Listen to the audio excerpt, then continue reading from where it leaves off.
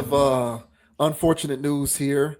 So the young man that you see on the screen there, his name is Noah Scurry, and he's being talked about because he was an up and coming high school basketball standout in Pennsylvania, and he was recently unalived. And there's all kinds of speculation as to the reason why it happened, but we'll just get right into it because it's a bit of a tragic story. Uh, so this says high school basketball star Noah Scurry unalived outside home. A star high school basketball player in Pennsylvania was gunned down earlier this week right in front of his home. The Philadelphia Police Department announced that 17-year-old Noah Scurry was fatally shot around 7:15 a.m. on January 14th while he was on his way to Samuel Fells High School. No arrests have been made, said I'm guessing that's Philadelphia Police Department, also revealing that a weapon hasn't been recovered yet.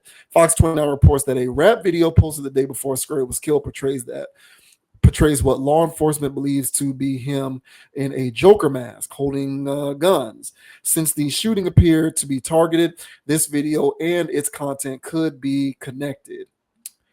Scurry was a popular basketball player at his school who was considered the boys' basketball team captain. He was being scouted to play for colleges. In a letter that the school sent home to students, the principal revealed that Scurry scored the highest on the SAT college placement tests out of all of the students in the school. This teenager that was unalived was exceptional, said school district spokesperson Monique Braxton about Scurry. As far as the school was concerned, there had not been any issues between this person who was unalived and any other student. They don't know of anything going on in the community as well. Police reportedly believe that they have found the vehicle in the shooting. They also believe that there were at least two shooters who hopped out of the car and a third person who could have been driving. Scurry was reportedly a victim of a previous shooting back in May 2023, where another man in his 60s was unalived. So I'm going to get out of this. So here you can see here he was a basketball player. So I'll play a little bit of this.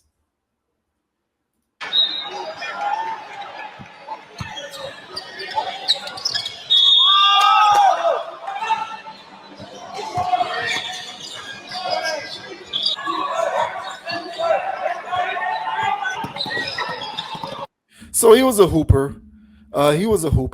So I'm going to back out of this because I wanted to play something else as well.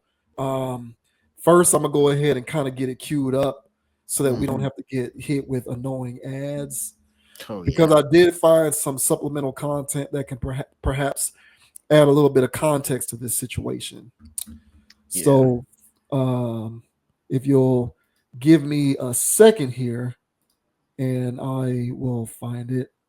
Here we go. Okay, so the article talked a lot. The article talked about how this all happened the day after a rap video, a drill rap video was put out, which featured him in the video, and people believe that he's the person who's wearing the Joker mask in this video here that I'm about to show. So. I don't believe this is gonna be any kind of copyright thing. I don't think so. We'll just play a little bit of this, but this is said video in question. Pay attention to the person that's in the Joker mask. The person in the Joker mask is believed to be Mr. Scurry. Another headshot count on my body. Thirsty fuck, I finally got it. I do bitch damn the bitch I lime. Outside the 4-5 deep in the giant. All these niggas keep telling me they ask about body. You're saying with the fence are a few little quiet. A lot of people, including his. All right, so there you have it. So hip hop video, rap song, drill song about unaliving people and being out in the streets and shoot 'em up, bang bang. So apparently this kid was like, it's being speculated that he was kind of about that life out in the streets, but he was also going to high school and playing basketball. And now he's no longer with us. So kind of a crazy story, but what do you make of this? Yeah, man, it's wild, bro. There's a lot of rumors circulating around this situation. So now Gilly the kid, his son was unalived out there in Philadelphia, and so his Gilly's nephew, after the Scurry boy was killed or unalive, went to posting on his IG, making some cryptic posts, basically saying that, what I'm saying, Gilly's kid can rest now, what I'm saying, and all this other stuff. Basically, now he's, Gilly's nephew is now being questioned as far as I'm concerned. So it was a possible get back because they were saying that this young man here, this Scurry guy, had something to do with Gilly's son's death. And also apparently they're linking this kid to some other type of big person in Philadelphia's unaliving. So so there's rumors circulating around this kid, and if those things are, happen to be true, then this is just a very unfortunate situation. Where a kid that's good enough to be scouted while hooping, apparently bright, a bright young man, bright enough to get the highest SAT score in the school. So he was no slouch, and I guess he was relevant because he was out here rapping. So I guess he was popular enough in his little area. So he had a lot going for him.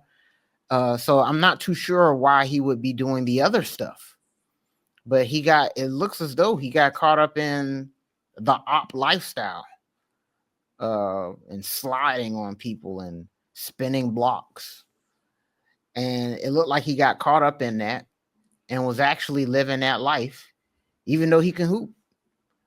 So yeah, man, this is just a wild situation, and honestly, like a case study in itself of what happens with this drill music and the culture that that it's created.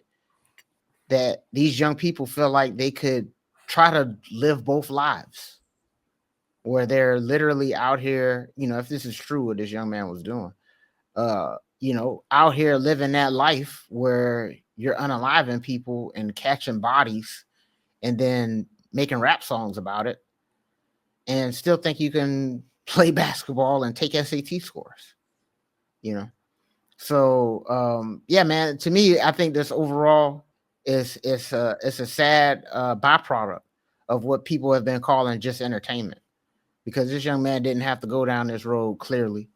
But here he goes, he catching himself all up in it. So, I would just hope that, other young people out here that are considering this lifestyle or thought it was, something noble or cool about it, you can be taken out at 17. This kid had college scholarships on the table, college lifestyle on the table. And who knows if it wasn't op rap, rap on the table, but all that's taken away because he was actually trying to live the life and not just talk about it. But yeah, man, that's just my thoughts there, man. But what are your thoughts, man, on this case study here, man? This young man, Noah Scurry, have the world in front of him, but still apparently living a street lifestyle, man. What are your thoughts, bro? Yeah, it is unfortunate. I don't know anything about his personal, I don't know anything about his upbringing to kind of attempt to psychoanalyze and extrapolate why this could have been something that he was kind of, how he could have been doing the double life type thing, because I don't know enough about his personal life. I don't know if he grew up in a chaotic household. I don't know if he was growing up constantly around violence or not. I don't know, right? So I can't speculate to that extent. But, one thing that I will say is, you and I often talk about when we were growing up listening, and I'm not trying to blame the music on this. So let me preface my comments by saying I'm not blaming music for what happened here. But, you and I have often talked about how when we were coming up listening to the music, right, there was a separation of reality. For us, listening to the music was no different than going to a movie theater. When we went to a movie theater to watch a movie, we didn't think that Spider-Man was going to be swinging through, we didn't think The we was gonna, projects. yeah, like we didn't think we was going to go to school the next day and see Spider-Man swinging through school or anything like that. Like there was a suspension of belief, like unless it was a biography or like a nonfiction movie, we knew like okay, it's a movie, it's entertainment, but it's fake. And it was the same thing with the music. Like we listened to these artists talk about what they was doing in the streets and glamorizing, selling drugs and unaliving people and doing all of this kind of stuff. And some of those guys were telling the truth, but the vast majority of these artists were embellishing. And I'm not making that up. They've said this. 50 Cent said it. Fat Joe said he lied in 95% of his rhymes. Jay-Z talked about how a lot of it was embellishment. Like a lot of it was a lot of it was embellished for theater effect and to kind of sort of add that extra emphasis on the music to make it sound better. But we're listening to this stuff. No one was like, okay, let's go out in the streets and mimic this because all of these guys are just actively being kingpins in the streets while also being corporate rappers. But at some point over time, like the as the music became more like ubiquitous and more impactful and it started to reach more people and it started to be presented to the masses as like an aspect of reality and not an aspect of fiction or entertainment, you're seeing these generations of people now, particularly younger people, glean a lot of this music to be real, like real life.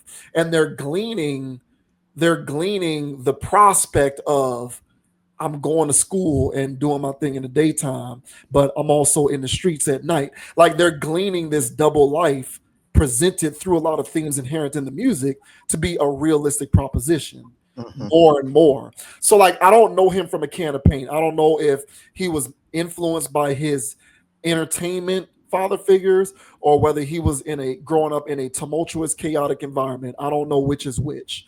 But I do know that over time, as the mainstreaming of these various themes have become more popularized, you're seeing a lot of these people now actually doing a lot of this stuff that in our generation listening to this stuff used to be merely entertainment.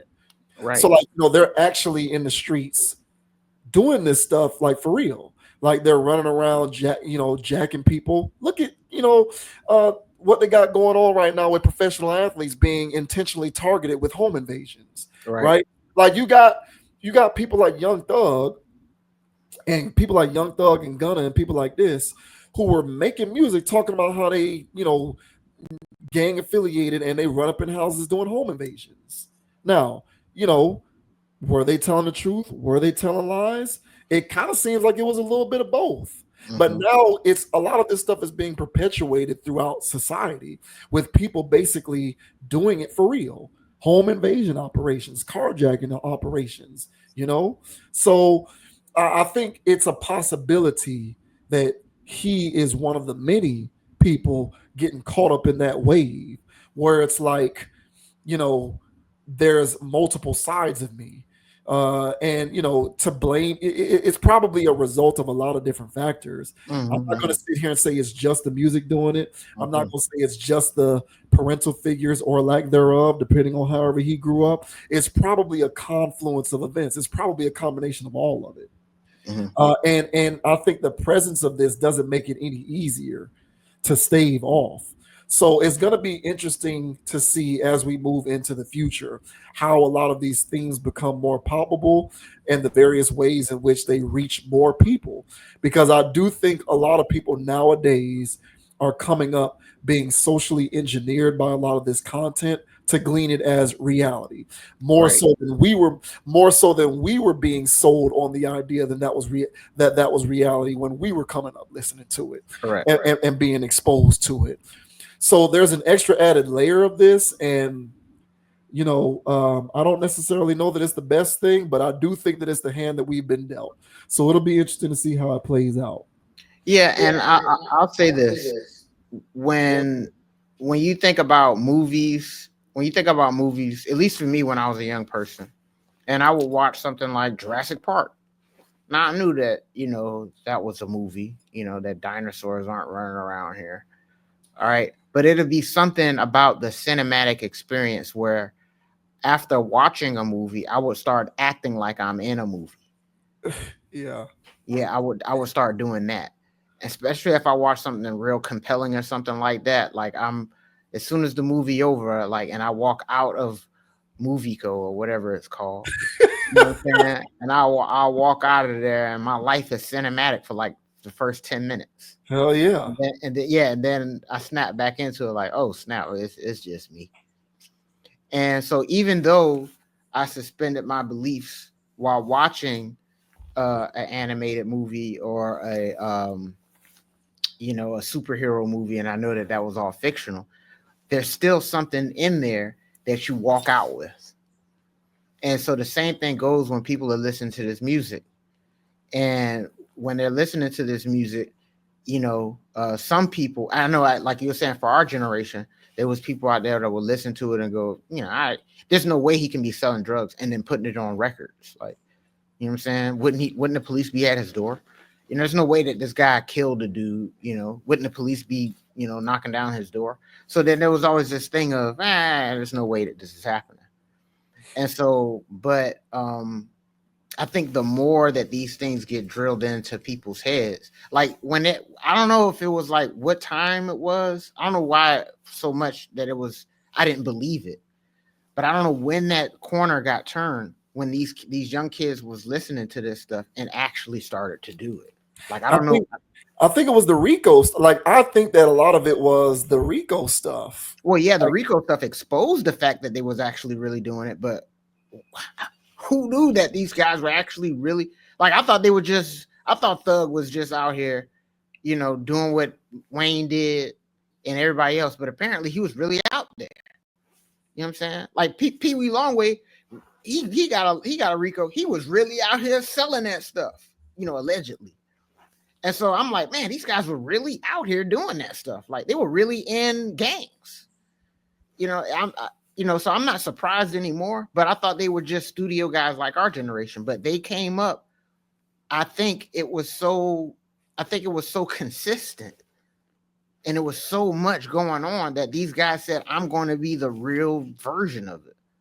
You know what I'm saying? Now, growing up, I don't know if you remember or whatever, but growing up, there was those dudes, that was local rappers, and they clearly sold. Yeah. You know what I'm saying? They were clearly sellers, but their music wasn't no good. You know what I'm saying? Right. Yeah. They weren't corporate rappers. They weren't corporate rap. Like, they were real local, bro. Yeah. You know what I'm saying? And so they never blew up, but you knew what they was about. And so it was still kind of going on back then, but I guess those guys got better. I guess that's what happened there. I don't know. You mean they got better at like rapping? You mean I guess they got better at rapping. Yeah, I guess those guys that was really living that double life got better at rapping. Yeah. You know what I'm saying? Because there was those dudes when we was growing up. Now I'm in high school and these guys, they grown men, pulling up in they, what I'm saying, things with the big wheels on it, and they trying to sell a mixtape, and you listen to it and it's trash. You know what I'm saying?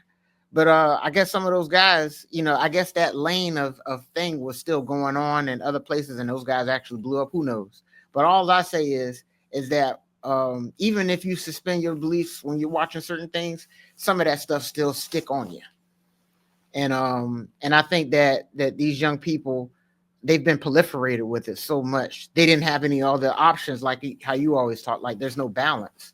It's only this. Mm-hmm. And so they've been getting a lot of that stuff. And especially when these young kids grew up on this drill stuff that has really taken them over. Yeah. They want to be that guy that talk that op talk. And so hopefully, you want to hope that this kid wasn't really out here sliding on people as they are alleging. Yeah. But, unfortunately, you wouldn't be too surprised. Yeah, well, he was still, the indoctrination still had him though. If that's him in that video, if he wasn't actually in the streets, he definitely wanted people to believe he was. Yeah, yeah. So, and sometimes that's doing enough damage in and of itself. Yeah. Because it doesn't get more explicit than what we saw there. Mm-hmm. Whether those were even real guns or not. the imagery of it alone is palpable. Yeah, So, it is. This. It truly is social engineering on display in real time. I would say. It really is, and so it's unfortunate, man. I feel bad for obviously, those that cared about him, his loved ones, family, and all of that stuff, his friends. It really is. But at some point, we're going to have a come to Jesus moment with with the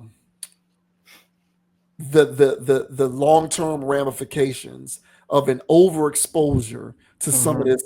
some of this subjective content. Because another thing to think about as well is, like, you know at least I'm not trying to single this stuff out as a new phenomenon, like it was never around before and all of a sudden it's around now. No, this stuff has always been around. There's always been cocaine rappers. There's always been rappers rapping about killing people. There's always been rappers marginalizing and objectifying and women and all of this kind of. There's always been the glorification of debaucherous behavior, Mhm. right? There's all this stuff has always been around. But I think now the impact of it is greater because you're inundated with the messaging more often than ever before. So, Mhm. for us, we had a CD player, a portable CD That player. skipped. Yeah, yeah. So we had a portable CD player, and our exposure to this stuff was when our favorite rappers put out an album once every couple of years or once every 2 or 3 years, or in my case, because I like Jay-Z, it was every year. But that was that was when we were exposed to it, and we go to Best Buy, buy the CD, and listen to the CD and rock out. But that was it. But now these guys are Yeah. putting subjective content on Instagram 24/7. They're on TikTok 24/7. On top of the music that they're putting out, they're posting stuff. So they're putting their manifesto and their ideology out there, you know, in conjunction with the music and the content on a very, very regular basis. So impressionable minds are being exposed and just flooded with the content and the commentary at like 20 times the rate than we were. Yeah, I would agree with And that. and so in my opinion, you can't disregard the impact that that has mentally. I agree with It that. is the only thing that I would suggest. So Because like with streaming, this stuff is so accessible. it's so easy. Yeah, it's just so readily available. Yeah. And same thing with adult content, right? Yeah. Like it's the same thing. So Yeah. it's not the presence of it, it's the abundance of it and the ease of access. I agree. That's what makes it different now compared to before. Because you'll Mhm. have a lot of people who will try to say, stop blaming music, stop blaming video games, stop blaming this and stop blaming that. It's all about other things. It's all about how you raise kids, parenting, blah, blah, blah, what goes on in the household. And to a certain extent, I agree with that. For the most part, I do think that that's true. Because if you take me, for example, I was playing Mortal Kombat as a 5 year old. Mhm. So, if I didn't have guidelines and structure in place to ensure that I didn't go wayward, despite the fact that I was exposing myself to this subjective content at a very young age, I could have went left. Mhm. So, to a certain extent, I agree with that. But you also have to consider how much of it is readily accessible. Mhm. It's just so much. You can be exposed to your favorite artists not just from their music, but from podcasts that they be on, YouTube, they be all over the place. If you follow them on social media, they post it all the time. So this stuff is just everywhere at all times. And I think that that's the difference between the way it is now and the way it was before. Yeah, agreed, man. So, hey, best of luck to what I'm saying, these young people out here, man. Uh, this op stuff is not the way to go. I mean, I have never seen. I thought the doing drug stuff was over the top, because we lost some people doing that.